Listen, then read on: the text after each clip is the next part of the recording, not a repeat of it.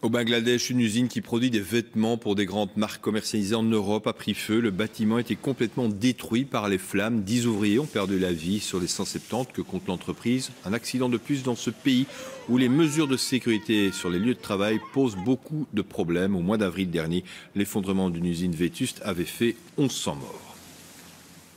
Chez nous, un coup de projecteur sur un concept d'habitat, permettre aux personnes avec peu de moyens d'accéder à la propriété, et cela avec l'aide des pouvoirs publics qui prennent en charge l'achat du terrain ou d'un bien à rénover. Le reportage du Gangou.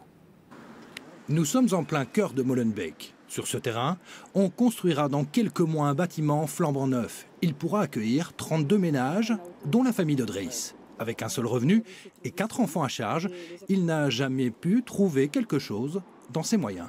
Il y a des milliers de familles comme moi qui ont un seul revenu, alors ils ont peut-être des familles nombreuses, qu'ils n'arrivent pas à acheter dans le privé, c'est impossible. Moi, pendant une dizaine d'années, j'ai cherché partout, mais c'était impossible. Et je crois que la solution, c'est la CLT. La CLT pour Community Land Trust, un concept venu tout droit des États-Unis et connu depuis la crise des subprimes. Le procédé est simple, les pouvoirs publics achètent un terrain et le prêtent en quelque sorte à des propriétaires à bas revenus pour construire ou rénover un bien. Le prix des logements diminue ainsi de près de 25%.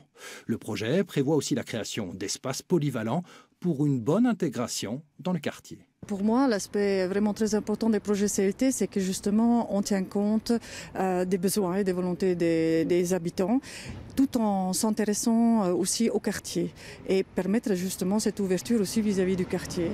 Donc prévoir aussi des espaces collectifs qui pourraient abriter aussi des autres fonctions.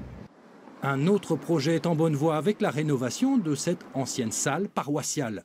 Ici à Anderlecht, on créera 7 logements, un jardin public et une salle d'activité. Un projet commun et participatif, c'est l'autre avantage du concept. Il y a effectivement plus de respect parce que c'est son logement dès le départ. On l'a choisi, on l'a développé, on l'a imaginé ensemble. Il y a plus de respect entre les gens puisqu'on se connaît. On a parlé ensemble, on a mené tout un cheminement ensemble. Enfin, le concept coûte moins cher pour les pouvoirs publics par rapport au logement social classique et évite surtout la spéculation. Car en cas de revente, le propriétaire ne touchera que 25% de la plus-value du bien.